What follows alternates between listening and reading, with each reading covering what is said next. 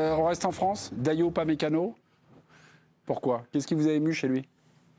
C'était quand même le gros doute au démarrage de cette compétition. J'ai rarement vu un joueur en équipe de France qui est aussi catastrophique sur plusieurs matchs. Franchement, on l'a dit avant le début du mondial, on a le sentiment que ce joueur-là, il ne reviendrait même pas en équipe de France. Aujourd'hui, non seulement il est revenu en équipe de France, qui a déjà un premier exploit, mais aujourd'hui, il fait un mondial absolument extraordinaire. Il a un niveau qu'il a même pas au Bayern. C'est-à-dire que là, il fait tout. C'est vraiment le taulier, même s'il est souvent le taulier au Bayern, mais là, avec jeu court, jeu long, engagement physique, présence mentale, motivation des autres, coup de gueule, etc. Et c'est pour moi, et qui, en plus, au démarrage de la compétition, personnellement, franchement, j'étais un peu inquiet. Voilà, il m'a retourné. Régis Tesselin, can take a picture of you? You can take a picture. Non, mais Hervé Renard, la causerie, donc Arabie Saoudite, Argentine. On est à la mi-temps, l'Arabie Saoudite est menée. Non, mais je rappelle quand même que l'Arabie Saoudite a battu l'Argentine. Oui. Alors, même s'il n'y a pas la qualification au bout, c'est quand même le grand exploit de ce premier tour.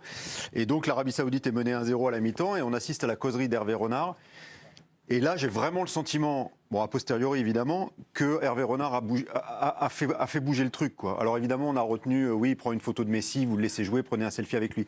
Mais moi, j'ai bien aimé la deuxième partie de la causerie quand il dit à ses joueurs, mais vous sentez pas qu'on peut revenir? Et tu vois dans le regard des joueurs, ils l'écoutent.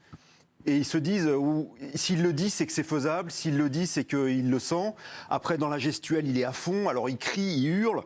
On a son traducteur qui traduit de l'anglais d'Hervé Renard au saoudien, je ne sais pas la langue exactement, au saoudien, arabe, je pense, oui, évidemment. Ah oui, l'arabe. Et je ne sais pas, ils ont l'air captés.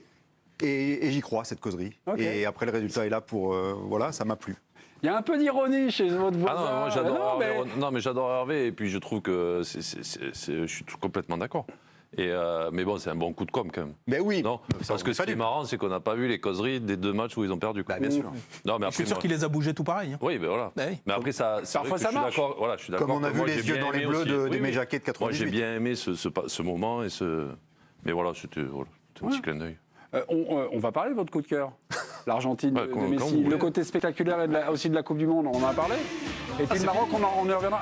Ouais, c'est une petite. C'est une petite partie. On revient dans quelques minutes. Changer encore. Ah, vous pouvez encore changer? Ok. Comme pour le score. Et puis il a changé, le coquin Johan Micoul était parti sur le Maroc, mais non, c'est l'Argentine de Lionel Messi. Ouais. Non, parce qu'en fait. Je pense que c'est ce qu'ils ont vécu sur ce premier match. Ça a été terrible pour à la fois le pays, pour l'équipe. Et il y a une pression telle sur cette équipe-là, avec la dernière sûrement de Lionel Messi. Il y a une pression encore plus forte. Et je trouve que de ce match après contre le Mexique, il y avait une telle tension qu'ils sont allés le chercher. Et je trouve qu'il y a eu une vraie évolution dans cette équipe-là. Moi, j'ai bien aimé leur première mi-temps contre l'Arabie Saoudite. Après, bon, il s'est passé ce qui s'est passé. Un match à tension extrême contre le Mexique. Ils ont réussi à se donner un peu d'espoir. Et le plus dur était fait, après, finalement. Non, pas encore, parce que moi, je trouve que vraiment... Oui, peut-être, parce que ça les a vraiment libérés. Ouais. Et je trouve que le match contre la Pologne, ils ont fait un énorme match, avec une énorme pression, avec une vraie équipe. Et on a retrouvé cette équipe qui avait gagné la Copa América. Et je trouve que on aurait pu les enterrer après le premier match. Et finalement, il y a une vraie évolution. Une équipe qui est passée pas loin du précipice et qui finalement peut être très dangereuse pour la suite. Voilà. Jean-Marc Furlan est un homme d'actualité. Jean-Marc Furlan est un homme d'actualité. Aujourd'hui, Antoine Griezmann était en conférence de presse. Et le coup de cœur, vous avez dit le Maroc, mais vous nous avez dit, ah oui, Antoine Griezmann sur ouais, parce que, en fait, c'est Marc qui m'avait dit, c'est quoi ton coup de cœur? Alors, c'est Marc là. Non, mais je pense pour les téléspectateurs, Marc, ça suffit. Ah, c'est Marco, c'est Marco, vous connaissez Marco. Marc Lass. Non, mais il est pas à vous, là, moi. Ah oui, il y a quelques personnes devant l'écran. On est un des millions de téléspectateurs. De personnes. En fait, c'est Marc qui m'a dit, c'est quoi ton préféré? J'ai dit, Griezmann. J'adore Griezmann. Voilà, Griezmann. Ben voilà. Même si Antoine a raison, parce que Upamecano, il a vraiment été, dans les derniers matchs là qu'on a vus, absolument fantastique. Moi, je l'ai beaucoup aimé aussi. Mais c'est Étienne quand même. Oui, Étienne, oui, je sais. Marc, Jean-Marc. Et on finit par notre ami Dave Apadou. Le Japon. Non. La Croatie. Non, les gars. Ah, je croyais que c'était le Japon qui Les l'a gars, c'est le son coup de cœur. professeur. C'est pas Griezmann, c'est pas un joueur comme ça. C'est le niveau spectaculaire de ce mondial. Vous avez 4 heures. C'est thèse, antithèse, synthèse. Régalez-nous, professeur. Il y a un œil, il y a une synthèse, mes amis. Non, mais ça fait. Vas-y, Dave, t'as 1h30, là, tu peux parler. Ça fait longtemps que je n'ai pas vu une Coupe du Monde aussi spectaculaire à ce point-là de l'histoire. Alors, je sais qu'il a été entouré de toutes les polémiques et sans doute fondées, etc. Et donc, ça a été compliqué d'en dire du bien au début. Mais quand on regarde les choses en face, il y a des scénarios de fous, il y a des renversements de situation. On a dit, il y a la représentation de tous les continents, donc il y a l'émergence même de forces qu'on n'imaginait pas ou qu'on avait un petit peu classées d'une certaine manière, de manière un peu historique. Voilà, ils sont là et c'est déjà bien. Et ben non, ils sont pas là et c'est déjà bien. Ils viennent et ils prennent leur part.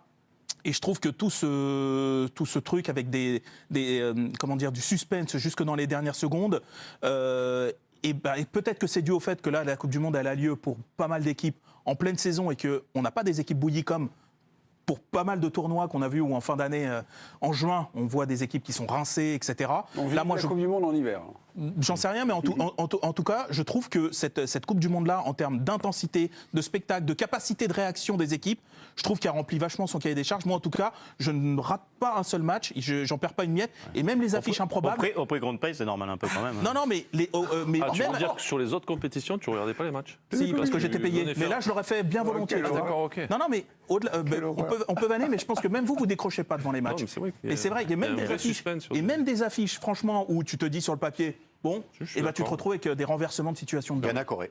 Exactement aussi, ouais. Et qui en fait largement partie. Le match c'est vrai contre Ghana était dingue. c'est multifactoriel, parce qu'en fait, c'est vrai que par rapport au fait que nous soyons en plein hiver et que les joueurs ont joué beaucoup moins de matchs que s'ils avaient fait et donc, par rapport à ce football, et c'est assez complexe et c'est systémique, c'est multifactoriel. Et le fait peut-être d'être en plein hiver, ça donne une intensité qui est complètement différente, c'est vrai. Je trouve, Le coup de cœur de Régis Testelin, Hervé Renard, pour ses causeries à la pause. Eh bien, figurez-vous, c'est une indiscrétion Nabil Gélit.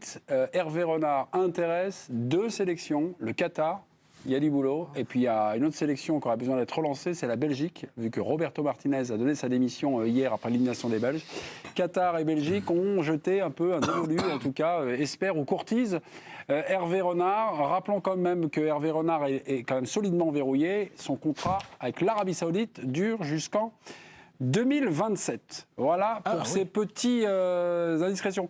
Il y a aussi pas mal de chiffres là qui reviennent. Aucune équipe n'a gagné ces 3 matchs. C'est une première depuis 1994. En 2018, il y avait 3 équipes qui avaient terminé à 9 points. Je vous les donne, Croatie, Belgique et Uruguay. Et puis, pour le côté très dense de cette compétition, 7 équipes, donc 7 équipes, ils sont à... Non, 3 qualifiés à 4 points. Voilà. Ça avait peut-être trop de chiffres, non? 3 qualifiés à 4 points. Et 7 équipes ont également 4 points, sont éliminées. Voilà. Je vais prendre un papier, un crayon, parce que là, je suis un peu perdu. Ouais. Vous avez compris quand même, non? Dans les grandes lignes. C'est dense. 7 sur 8. Comment? 7 sur 8. Ouais, voilà. Ils ont 4 points. Voilà. Et finissent 3e. Voilà. C'est ça.